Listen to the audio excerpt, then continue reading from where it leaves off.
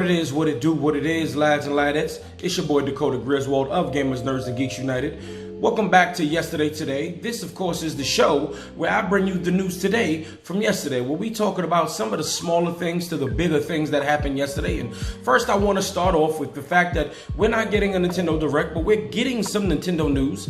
First up, I want to say that the Nintendo Online service is finally being updated with some free games. Not really free, you know, it comes along with the subscription service. And we are going to be getting Wild Guns, Panel de Pon, Operation Logic, Bomb, all for the Super Nintendo, and Rygar for the Nintendo Entertainment System.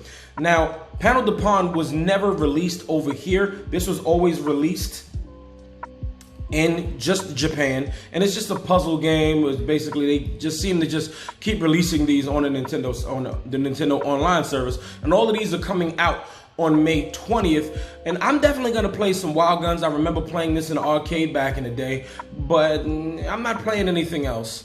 Logic Bomb seems cool, but it's nothing really for me. It kind of it looks similar to Blaster Master Zero with the isometric view, where basically it's a shooter and you're just looking down and it's shooting, and it seemed cool, but it's not for me. Panel de Pon, I'm all set on the puzzles. Now, I definitely like the Rygar remakes that came out later on, and I never actually got a chance to play the original Rygar that was on Nintendo.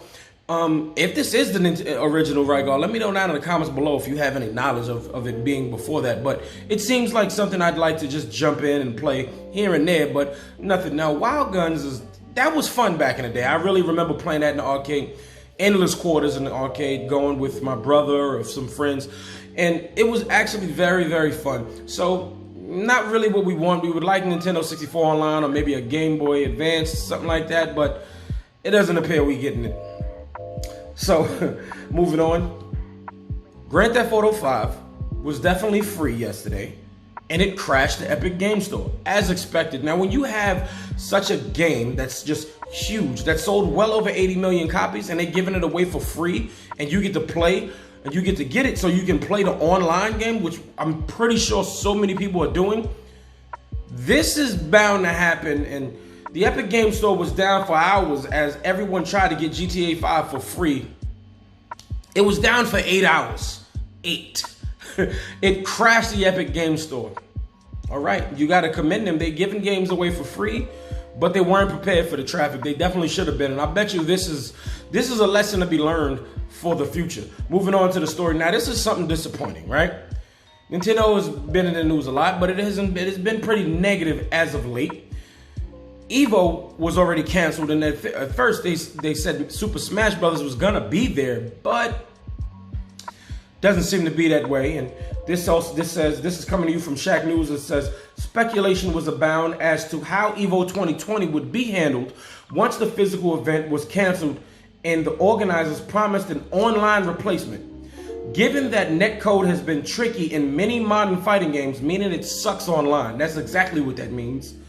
The matter has been up in the air. Nonetheless, EVO Online has been revealed with content promised for most of the original lineup, plus tournaments in games like Mortal Kombat 11, Aftermath, and Killer Instinct, with the notable exception. Super Smash Bros. Ultimate appears to have been removed from the original lineup.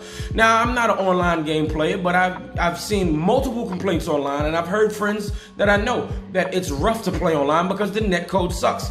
And at this point, I don't even think I can make any excuses for Nintendo. I absolutely love Nintendo, but when you're in the wrong, you're wrong, you know? But they do still have pretty good games for the lineup. And we got Under Night In-Birth, Dragon Ball FighterZ, Tekken 7, Street Fighter 5, Samurai Showdown, and Soul Calibur 6, and one of my favorite fighting games currently, Grand Blue Fantasy Versus. Now, EVO is still shaping up to be pretty good. It's going to be online, and then I've seen a lot of these games, clips of all of these games played online. They can still play pretty well. These are all games with pretty solid netcode. But too bad we're not going to be able to see any Smash on here, and better luck next year, I guess. Next up, I want to say this. I'm not the biggest JRPG fan, but I do appreciate it. Now, Xenoblade Chronicles is coming out at the end of this month, and they said, you know what? Let's just throw in another mode. Yep, they're throwing a time attack mode in there. And this is coming to you from Game Rant. It says, while the 3DS version of the game may include a few things the Switch version won't have, the Switch version will include a time attack mode. By accessing special gates from throughout the world, players will be able to take on the challenge battles that require players to complete them as quickly as possible. The reward for doing so will be something called Nopon crystals, which players can trade in for equipment and gems. Honestly, these kind of games you gotta grind out just to be able to upgrade your character to be able to move on. Some people like to farm, and this might be the way to farm. I don't know if you can keep doing them and getting the same rewards, or you get less rewards at the end, but hey, adding something extra to an already 60, 70, 80, 90 hour plus game extra, giving them more content, well, kudos to the developer, Monolith Soft. Big kudos to them. Now, moving on. Now, my official react is up for the Ghost of Tsushima State of Play. The game looks awesome. I'm very ecstatic. I definitely just wanted to throw that little bit of housekeeping in there. And moving on to the last story. Now, this is some good news. We didn't get a Nintendo Direct. We didn't hear anything from Nintendo. But one of those rumors that we've heard of in the last few months have come true. Randomly out of nowhere on Twitter, they just dropped it. Paper Mario, the Origami King. What? I looked at it and I said, this can't be serious. And then I'm looking, and this is from the official Nintendo YouTube. That's where I first saw it. And while I'm not even the biggest Paper Mario fan from back in the day, I love a Mario game. I like some of the RPG games. This looks very awesome. It opens up with Peach. Basically, she seems like she's brainwashed. Of course, they always go for Peach, you know, that's Mario's lady. They always go for her. But they should know by now that if you're going for Mario's lady, he's going to win. Stop pissing off Mario. And basically, it's coming out July 17th. That's so soon. And it's the same day as Ghost of Tsushima. Even though Ghost of Tsushima looks like it's going to be a big and awesome game, can it compete with Mario? Paper Mario, that? Where people have always wanted to get another Paper Mario game?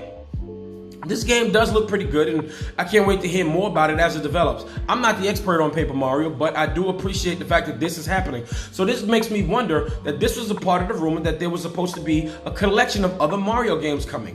With this just randomly dropping today, I'm wondering if those games are coming. Are they going to be a collection, or is it going to be like a bit of a staggered release? I don't know. I would usually take a rumor with a grain of salt, but it's all adding up here, and soon we're probably going to have a container. Lads and ladettes, I thank you so much for watching. I thank you for tuning in. This video is finito.